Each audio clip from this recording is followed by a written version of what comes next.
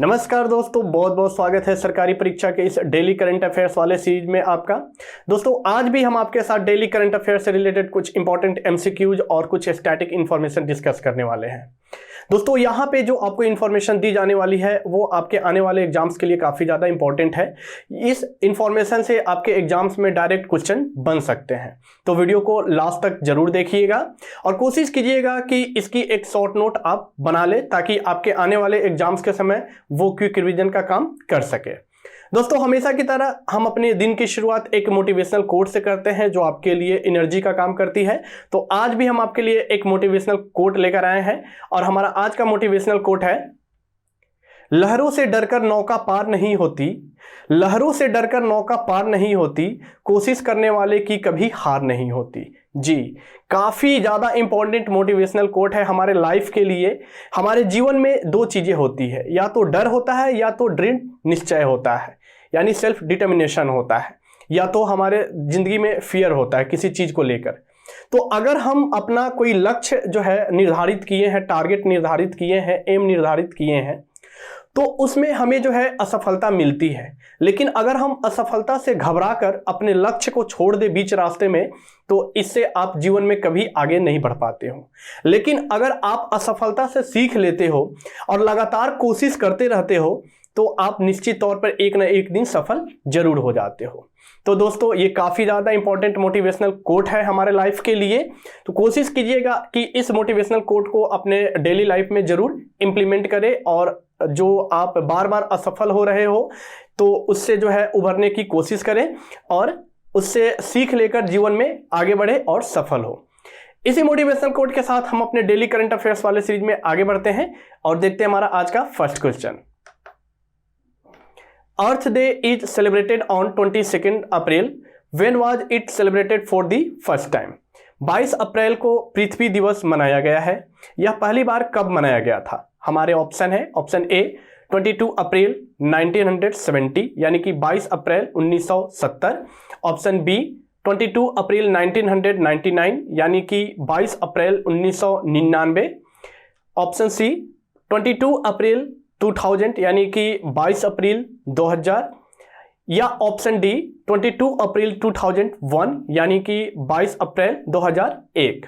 तो सही जवाब देख लेते हैं कि ये पहली बार इसकी शुरुआत या इसे कब मनाया गया था। हमारा सही जवाब है ऑप्शन ए जो कि है 22 अप्रैल 1970। जी, पृथ्वी दिवस जो कि 22 अप्रैल 1970 से लगातार मनाए जाते रहा है। हर साल 22 अप्रैल को पूरी दुनिया में जो है इंटरनेशनल मदर अर्थ डे, जिसे हम पृथ्वी दिवस के रूप में भी जानते हैं, मनाया जाता है। इसके मनाने का मेन पर्पस यही है कि लोगों को अर्थ के प्रिजर्विंग के बारे में, इसके इन्वायरमेंट के प्रिजर्विंग के बारे में और इसके अर्थ को सेव करने के बारे में, इसके इन्वायरमेंट को सेव करने के बारे में अवेयर फैलाने के लिए इस दिवस को मनाया जाता रहा है। हम धीरे धीरे अपने अर्थ को नुकसान पहुंचा रहे हैं, इसके इन्वायरमेंट को नुकसान पहुंचा रहे हैं, तो लोगों को इस डे से अवेयर किया जाता है कि हम अपने इन्वायरमेंट को कैसे सुरक्षित रख सकते हैं, कैसे अपने इन्वायरमेंट, अपने अर्थ को सेव कर सकते हैं। हमारा मेन पर्पस या मेन मोटो यही है। इस साल का जो थीम है वो है इन्वेस्ट इन आवर प्लैनेट। आगे बढ़ते हैं, देखते हैं हमारा अगला सवाल। Who has been honored as Young Global Leader by World Economic Forum? विश्व आर्थिक मंच द्वारा युवा वैश्विक नेता के रूप में किसे सम्मानित किया गया है? हमारे ऑप्शन है, option A Narendra Modi, option B Yogi Adityanath, option C Arvind Kejriwal, या ऑप्शन डी राघव चड्ढा। तो हम सही जवाब देखते हैं। हमारा सही जवाब है ऑप्शन डी राघव चड्ढा। जी, राघव चड्ढा जी को अभी हाल ही में वर्ल्ड इकोनॉमिक फोरम के द्वारा जो है यंग ग्लोबल लीडर का सम्मान दिया गया है। राघव चड्ढा जो कि राज्यसभा के मेंबर भी हैं और साथ ही साथ आम आदमी पार्टी के एक लीडर भी है। दोस्तों ये जो अवार्ड दिया जाता है यंग ग्लोबल लीडर का अवार्ड, ये बेसिकली लीडर को पूरे दुनिया में इनकरेज करने के लिए और साथ ही साथ उनको पूरी दुनिया का जो है फ्यूचर है उनको सेव करने के लिए इस अवार्ड से उन्हें सम्मानित किया जाता है उनके बेस्ट काम के लिए। ठीक है, ये अवार्ड जो दिया गया है ये वर्ल्ड इकोनॉमिक फोरम के द्वारा दिया गया है। हम वर्ल्ड इकोनॉमिक फोरम के बारे में थोड़ा जान लेते हैं। वर्ल्ड इकोनॉमिक फोरम जो कि एक इंडिपेंडेंट इंटरनेशनल ऑर्गेनाइजेशन है जिसकी हेडक्वार्टर कॉलोनी स्विट्जरलैंड में है और इसकी जो फाउंडेशन की गई थी ये 24 जनवरी 1971 में की गई थी। ठीक है, आगे बढ़ते हैं, देखते हैं हमारा अगला question. Who has been appointed as new principal scientific advisor of government of India? Bharat सरकार के नए प्रधान वैज्ञानिक सलाहकार के रूप में किसे नियुक्त किया गया है? हमारे ऑप्शन है, ऑप्शन ए के विजय राघवन, ऑप्शन बी अजय कुमार सूद, ऑप्शन सी राजगोपाल चिदम्बरम या ऑप्शन डी राजीव गौबा।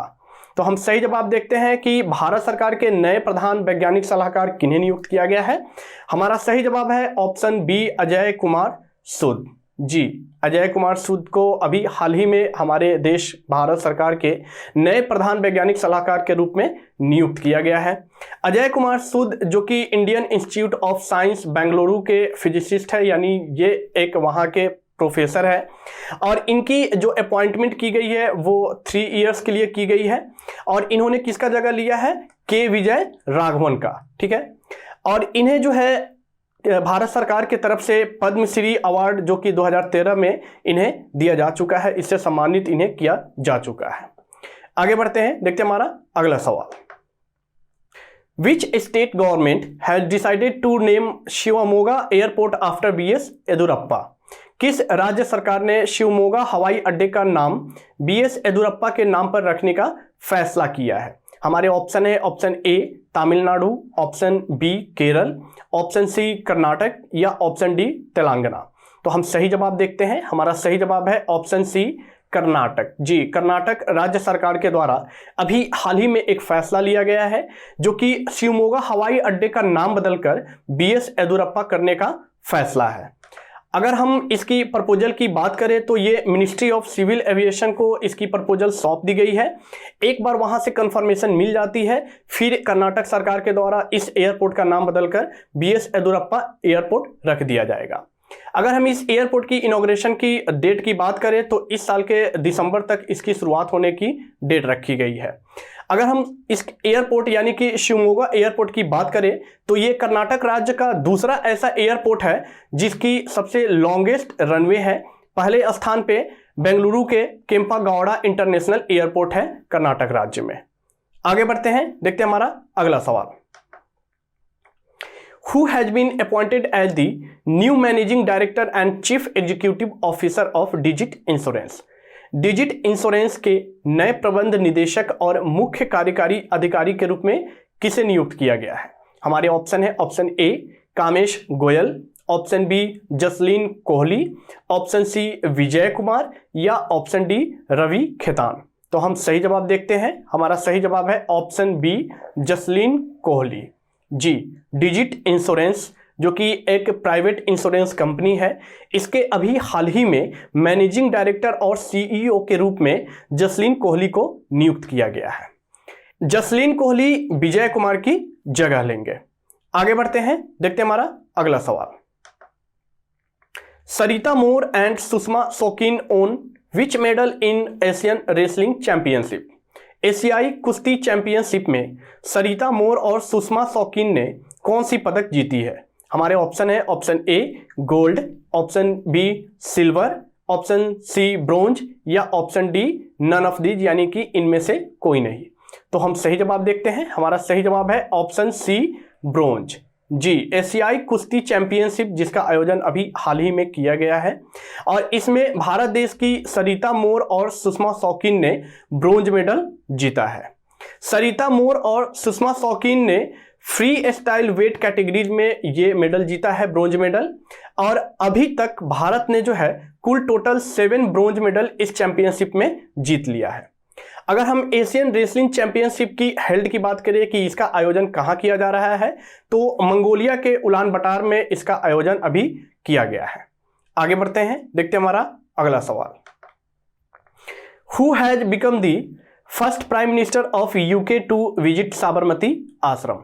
साबरमती आश्रम का दौरा करने वाले ब्रिटेन के पहले प्रधानमंत्री कौन बन गए हैं? हमारे ऑप्शन है, option A Theresa May, option B Boris Johnson, option C David Cameron या ऑप्शन डी गॉर्डन ब्राउन। तो हम सही जवाब देखते हैं। हमारा सही जवाब है ऑप्शन बी बोरिस जॉनसन। जी, ब्रिटेन के पहले प्रधानमंत्री बोरिस जॉनसन बन गए हैं जिन्होंने साबरमती आश्रम का दौरा किया है। साबरमती आश्रम जो कि गुजरात में सिचुएटेड है और इनका काफ़ी गहरा संबंध है महात्मा गांधी से, जो कि हमारे देश के राष्ट्रपिता है। महात्मा गांधी ने साबरमती आश्रम से साल्ट मार्च की भी शुरुआत की है, तो इनका जो मूवमेंट रहा है हमारे देश के लिए साबरमती आश्रम से काफ़ी ज़्यादा कनेक्टेड रहा है। बोरिस जॉनसन साबरमती आश्रम का दौरा करने के साथ साथ ये पहले ऐसे ब्रिटिश पीएम भी बन गए हैं जिन्होंने गुजरात का दौरा किया है 1947 के बाद, यानी कि 1900 देश आज़ाद होने के बाद 1947 के बाद ये ब्रिटेन के पहले ऐसे प्राइम मिनिस्टर हैं जिन्होंने गुजरात का दौरा किया है।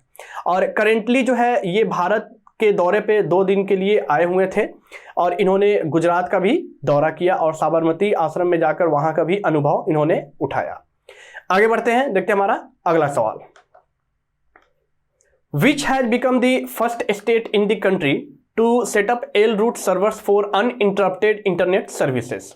निर्बाध इंटरनेट सेवाओं के लिए L route सर्वर स्थापित करने वाला देश का पहला राज्य कौन बन गया है?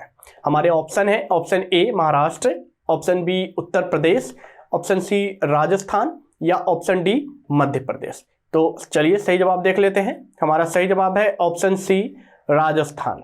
जी, राजस्थान भारत देश का ऐसा पहला राज्य बन गया है जिसने अभी हाल ही में एल रूट सर्वर्स को जो है सेटअप किया है। ये सर्वर इंटरनेट की जो कनेक्टिविटी है उसको अनइंटरप्टेड रखता है। इससे राजस्थान गवर्नमेंट को किसी भी तरीके की जो डिजिटल सर्विसेज लोगों तक पहुंचाई जाती है या किसी भी तरीके की ई गवर्नेंस की जो फैसिलिटी वो लोगों तक को देते हैं, इसमें किसी भी तरीके की रुकावट नहीं पैदा होगी। और इसकी जो इंस्टॉलेशन की गई है वो internet corporation for assigned names and numbers, जिसे ICANN भी बोला जाता है, उसके सहयोग से की गई है। और इसकी जो लॉन्चिंग की गई है एल रूट सर्वर्स की, वो राजस्थान के जयपुर के भामाशाह एस्टेट डेटा सेंटर में की गई है। आगे बढ़ते हैं, देखते हैं हमारा नेक्स्ट सवाल। Which state UT government has launch the जन निगरानी app under the e governance initiative? किस राज्य या केंद्र शासित प्रदेश सरकार ने ई गवर्नेंस पहल के तहत जन निगरानी ऐप का उद्घाटन किया है? हमारे ऑप्शन है, option A Jammu and Kashmir, option B Delhi, option C Punjab या ऑप्शन डी उत्तर प्रदेश। तो चलिए सही जवाब देखते हैं। हमारा सही जवाब है option A Jammu and Kashmir. जी, जम्मू एंड कश्मीर सरकार के द्वारा अभी हाल ही में एक ऐप की जो है उद्घाटन किया गया है। इस ऐप का नाम है जन निगरानी। जी, इसकी जो लॉन्चिंग की गई है वो जम्मू एंड कश्मीर राज्य के department of rural development and Panchayati Raj के द्वारा की गई है। इस ऐप को डेवलप करने के पीछे जो है मेन पर्पस है वो कंप्लेन को दर्ज करना है लोगों का, ताकि लोग किसी भी तरह की जो राज्य सरकार के द्वारा जो स्कीम लाई जाती है उससे रिलेटेड किसी भी तरह की अगर प्रॉब्लम हो रही है या फ्रॉडिंग हो रही है तो उससे रिलेटेड ये प्रॉब्लम इस ऐप के थ्रू गवर्नमेंट तक शेयर कर सकते हैं। इस ऐप को 24/7 इंटरनेट बेस्ड प्लेटफॉर्म मिला है। और अगर हम इस ऐप की अवेलेबिलिटी की बात करें तो ये गूगल के प्ले स्टोर पे अवेलेबल करा दिया गया है, जहां से लोग इसे डाउनलोड कर सकते हैं और इसकी फैसिलिटी का जो है वो आनंद ले सकते हैं। आगे बढ़ते हैं, देखते हैं हमारा अगला सवाल। Which state UT has launched the e library initiative e Kitab Kosh? किस राज्य या केंद्र शासित प्रदेश ने ई लाइब्रेरी पहल ई किताब कोष शुरू किया है? हमारे ऑप्शन है, option A Delhi, option B Punjab, option C Jammu and Kashmir या ऑप्शन डी उत्तर प्रदेश। तो हम सही जवाब देखते हैं। हमारा सही जवाब है option C Jammu and Kashmir. जी, हाल ही में जम्मू एंड कश्मीर सरकार के द्वारा अभी हाल ही में एक ई लाइब्रेरी पहल जिसका नाम है ई किताब कोष, काफ़ी इंपॉर्टेंट टर्म है, आप इसे जरूर जो है याद रखें और इसे कहीं नोट कर लें क्योंकि इससे सवाल आपके एग्जाम्स में जरूर बन सकते हैं, वो शुरू किया है। दोस्तों, इसकी जो लॉन्चिंग की गई है वो जम्मू कश्मीर के चीफ सेक्रेटरी अरुण कुमार मेहता के द्वारा की गई है और इस लाइब्रेरी को आप जो है www.elibrary.jk.government.in पे एक्सेस कर सकते हैं। ठीक है, ये जो किताब कोर्स की जो फैसिलिटी जम्मू कश्मीर गवर्नमेंट के द्वारा दी गई है, ये बेसिकली 5 लैंग्वेजेस में दी गई है, जिनमें इंग्लिश, हिंदी, उर्दू, डोगरी एंड कश्मीरी शामिल है। दोस्तों, यहां पे आपको डेली करंट अफेयर से रिलेटेड इंपॉर्टेंट इंफॉर्मेशन मैं शेयर कर रहा हूं, लेकिन इसके साथ ही साथ आपके आने वाले एग्जाम्स में और अच्छा परफॉर्म करने के लिए हमारे सरकारी परीक्षा की तरफ से आपके लिए आज जो है 11 बजे जो है टॉप 25 स्टैटिक जीके की लाइव क्लासेस जो है वो शुरू होने वाली है। तो आप कोशिश करें कि इस करंट अफेयर्स की वीडियोज को देखने के बाद उस टॉप 25 स्टैटिक जीके की लाइव क्लास को जरूर अटेंड करें, ताकि आपके जो जीके का पोर्शन है उससे आपके किसी भी तरीके के सवाल जो है वो छूट नहीं जाए।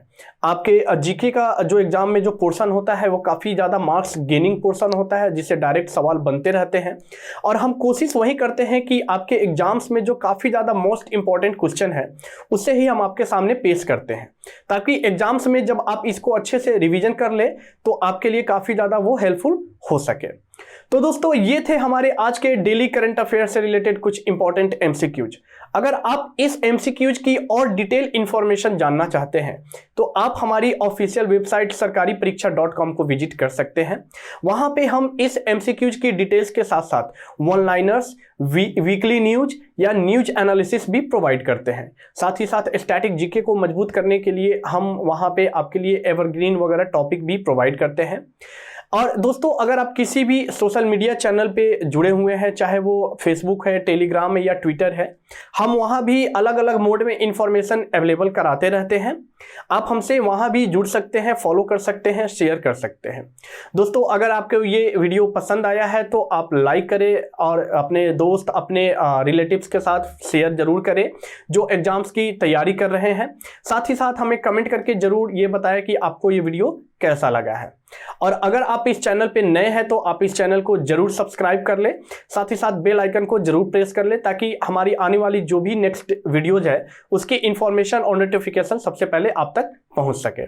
तो दोस्तों, अच्छे से एग्जाम की तैयारी करते रहिए और हम आशा करते हैं कि आप अपने आने वाले एग्जाम्स में काफी अच्छा जो है वो परफॉर्म करेंगे और सफल भी होंगे। मिलते हैं आपसे अगले वीडियोज में, तब तक के लिए नमस्कार, धन्यवाद।